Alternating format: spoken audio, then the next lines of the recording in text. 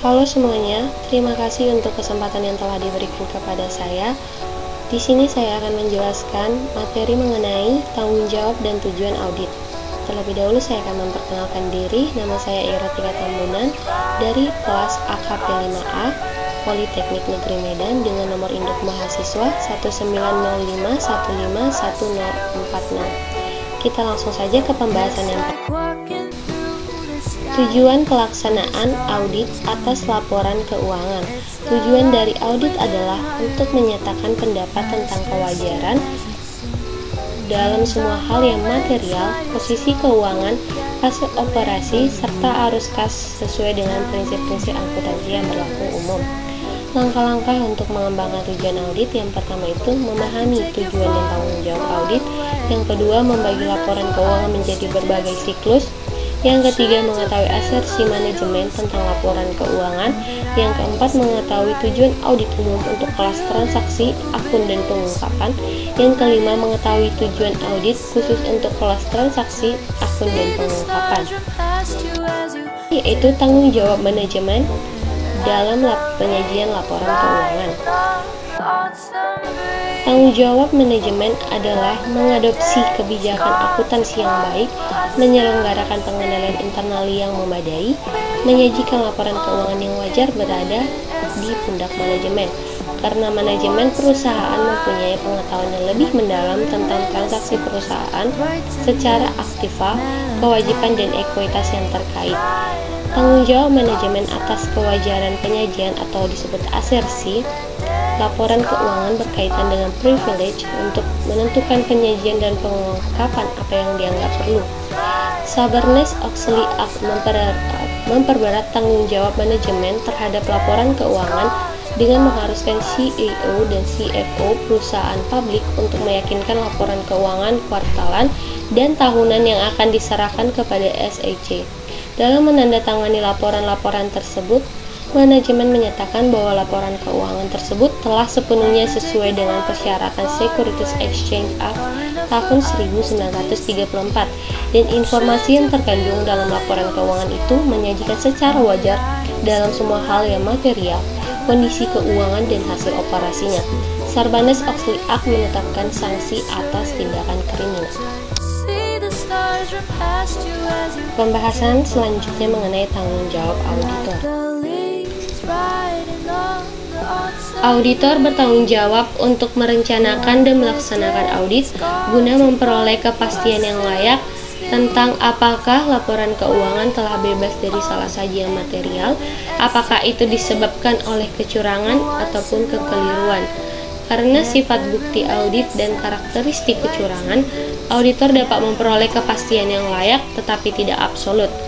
Auditor tidak bertanggung jawab untuk merencanakan dan melaksanakan audit guna memperoleh kepastian yang layak bahwa salah saji, apakah yang disebabkan kekeliruan ataupun kecurangan yang tidak material bagi laporan keuangan, dapat dideteksi.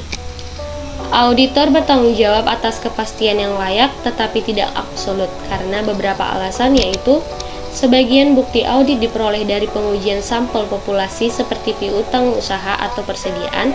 Penyajian akuntansi mengandung estimasi yang kompleks yang melibatkan sejumlah ketidakpastian serta dapat dipengaruhi oleh peristiwa-peristiwa di masa depan.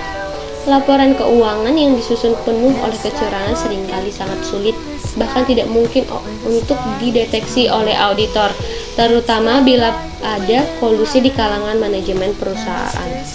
Standar auditing mengakui bahwa kecurangan lebih sulit dideteksi karena manajemen atau karyawan yang melakukan kecurangan akan berusaha menyembunyikan kecurangan itu.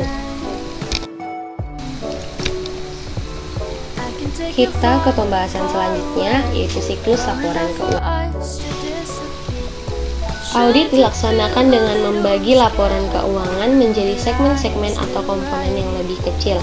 Pendekatan siklus digunakan untuk mensegmentasi audit. Pendekatan siklus sendiri adalah cara umum untuk membagi audit dengan tetap mempertahankan hubungan yang erat antara jenis atau kelas transaksi dan saldo akun dalam segmen yang sama. Sebagai contoh, yaitu penjualan, retur penjualan, penerimaan kas, dan penyisian piutang tak tertagih adalah 4 kelas transaksi yang menyebabkan piutang usaha meningkat ataupun menurun. Karena itu, semua pos tersebut merupakan bagian dari siklus penjualan dan penagihan. Logika dari penggunaan pendekatan siklus ini adalah bahwa hal itu terkait dengan cara transaksi dicatat dalam jurnal dan diiktisarkan dalam buku besar serta laporan keuangan. Terdapat 5 siklus laporan keuangan yang terdiri dari yang pertama, siklus penjualan dan penagihan. Siklus pertama yang dicantumkan dan merupakan fokus utama pada sebagian besar audit. Yang kedua, siklus akuisisi dan pembayaran, berkaitan erat dengan siklus akuisisi modal dan pembayaran kembali. Yang ketiga, siklus pengkajian dan personalia. Yang keempat, siklus persediaan dan pergudangan yang berkaitan erat dengan semua siklus lainnya, khususnya bagi perusahaan manufaktur. Dan yang terakhir, siklus akuisisi modal dan pembayaran kembali. Selanjutnya yaitu menetapkan tujuan audit. Secara umum, auditor telah menemukan bahwa cara yang paling efektif dan efisien untuk melakukan audit adalah dengan memperoleh beberapa kombinasi kepastian bagi setiap kelas transaksi dan saldo akhir pada akun yang terkait. Tujuan audit ialah menguraikan mengapa auditor memperoleh kombinasi kepastian dengan mengaudit kelas transaksi serta saldo terakhir akun, mencakup juga penyajian dan pengungkapan. Untuk setiap kelas transaksi, beberapa tujuan audit harus dipenuhi sebelum auditor dapat menyimpulkan bahwa transaksi-transaksi tersebut telah dicatat dengan tepat. Tujuan ini disebut tujuan audit yang berkaitan dengan transaksi atau transaction related audit objective. Beberapa audit harus dipenuhi untuk setiap saldo akun. Ini disebut sebagai tujuan audit yang berkaitan dengan saldo. Kategori ketiga tujuan audit berkaitan dengan penyajian dan pengungkapan informasi dalam laporan keuangan disebut sebagai tujuan audit yang berkaitan dengan penyajian dan pengungkapan. Kita ke pembahasan selanjutnya, yaitu asersi manajemen. Asersi manajemen adalah representasi pernyataan yang tersirat atau diekspresikan oleh manajemen tentang kelas transaksi dan akun serta pengungkapan yang terkait dengan laporan keuangan. Asersi manajemen berkaitan langsung dengan prinsip-prinsip DAAP karena asersi ini merupakan bagian dari kriteria yang digunakan manajemen untuk mencatat, mengungkapkan informasi akuntansi dalam laporan keuangan. Terdapat 3 kategori asersi. Yang pertama, asersi tentang kelas transaksi dan peristiwa selama periode yang diaudit. Manajemen menyatakan beberapa asersi tentang transaksi. Yang pertama, asersi keterjadian yang bersangkutan apakah transaksi yang dicatat dalam laporan keuangan benar-benar terjadi selama periode akuntansi itu. Yang kedua, kelengkapan. Asersi ini menyatakan apakah semua transaksi yang harus dimasukkan ke dalam laporan keuangan sudah dimasukkan seluruhnya. Yang ketiga, keakuratan. Asersi keakuratan menyatakan apakah transaksi telah dicatat pada jumlah yang benar. Yang keempat, klasifikasi. Asersi klasifikasi menyatakan apakah transaksi telah dicatat pada akun yang tepat. Yang kelima, cut-off. Asersi cut-off menyatakan apakah transaksi telah dicatat pada periode akuntansi yang benar. Yang kedua, ada asersi tentang saldo akun pada akhir periode. Mengenai yang pertama, eksistensi. Asersi eksistensi bersangkutan dengan apakah aktiva kewajiban dan kepentingan ekuitas yang dicantumkan dalam neraca benar-benar ada pada tanggal neraca. Yang kedua, kelengkapan.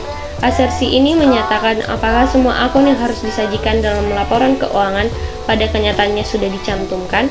Yang ketiga, penilaian atau alokasi.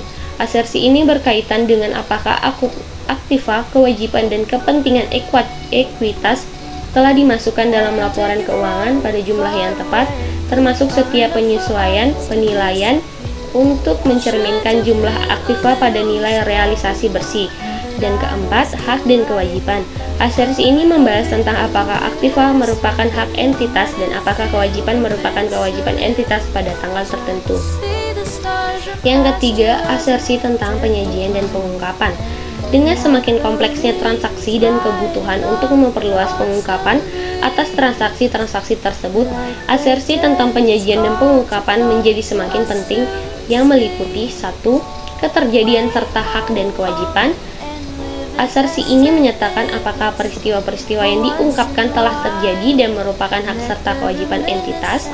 Yang kedua, kelengkapan. Asersi ini bersangkutan dengan apakah semua pengungkapan yang diperlukan telah dicantumkan dalam laporan keuangan. Yang ketiga, keakuratan dan penilaian. Asersi keakuratan dan penilaian serta alokasi bersangkutan dengan apakah informasi keuangan diungkapkan secara wajar dan pada jumlah yang tepat. Yang keempat, klasifikasi dan dapat dipahami. Asersi ini berkaitan dengan apakah jumlah-jumlah telah diklasifikasikan secara tepat dalam laporan keuangan dan catatan kaki, serta apakah uraian saldo dan pengungkapan yang berkaitan dapat dipahami. Asersi yang relevan menyangkut apakah akun tersebut disajikan secara wajar dan digunakan untuk menilai risiko salah saji yang material serta merancang dan melaksanakan prosedur audit. Ke pembahasan selanjutnya yaitu tujuan audit yang berkaitan dengan transaksi.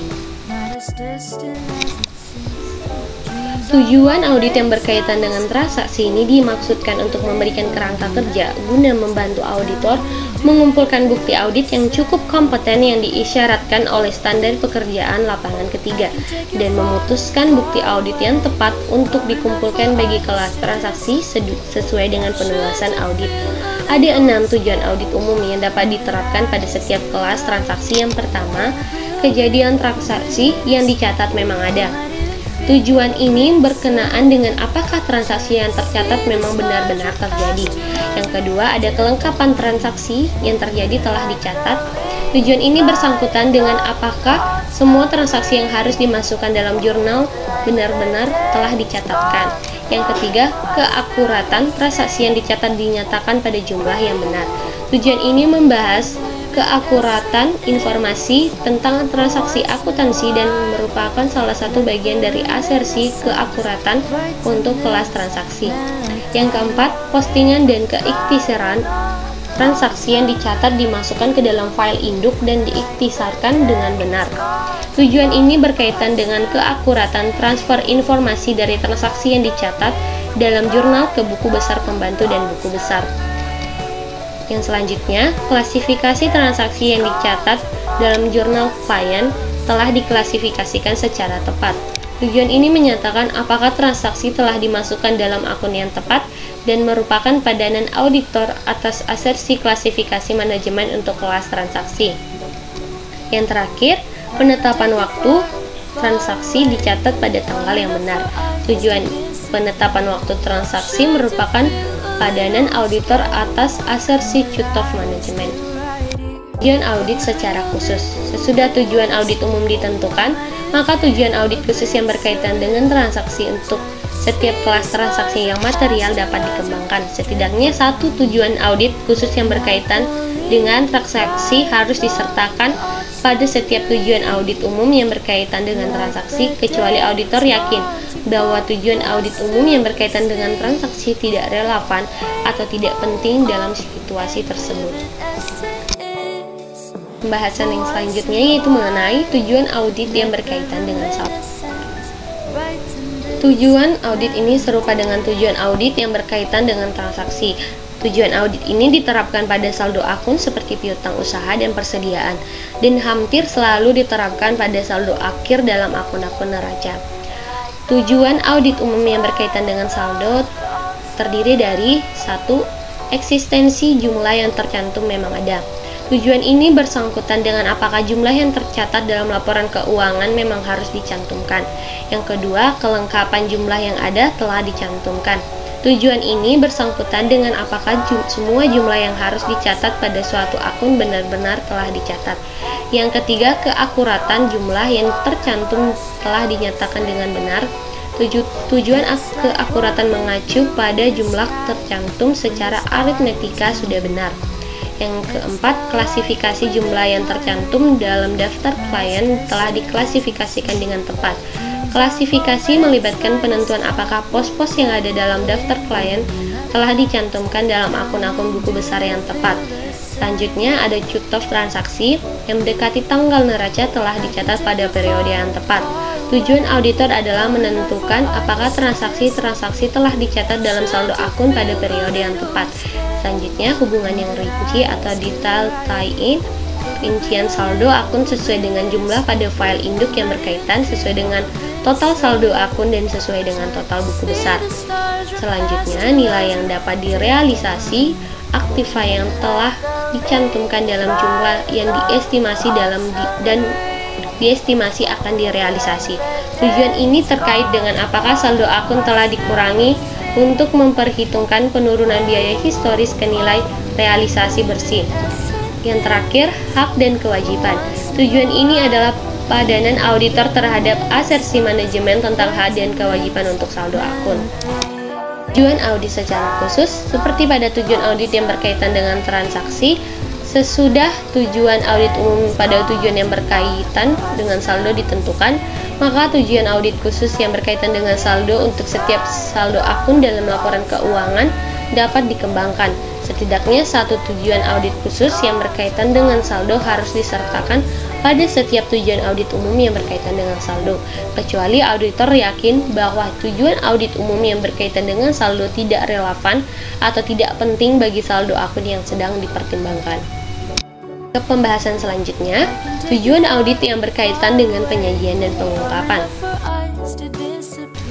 Konsep yang sama diterapkan pada tujuan audit yang berkaitan dengan saldo juga berlaku untuk tujuan audit yang berkaitan dengan penyajian dan pengungkapan. Tujuan audit ini biasanya identik dengan asersi manajemen untuk penyajian dan pengungkapan. Konsep yang diterapkan pada tujuan audit yang berkaitan dengan saldo juga berlaku untuk tujuan audit ini. Kita ke pembahasan yang terakhir, yaitu bagaimana tujuan audit dipenuhi. Auditor harus memutuskan tujuan audit yang tepat dan bukti yang harus dikumpulkan untuk memenuhi tujuan tersebut pada setiap audit. Untuk melakukan hal ini, auditor mengikuti suatu proses audit, yaitu metodologi yang telah didefinisikan dengan baik untuk menata audit guna memastikan bahwa bukti yang diperoleh sudah mencukupi serta tepat, dan bahwa semua tujuan audit yang disyaratkan sudah ditetapkan dan dipenuhi. Jika klien merupakan sebuah perusahaan publik, auditor juga harus membuat rencana untuk memenuhi tujuan-tujuan yang berkaitan dengan pelaporan tentang keefektifan pengendalian internal atas laporan keuangan.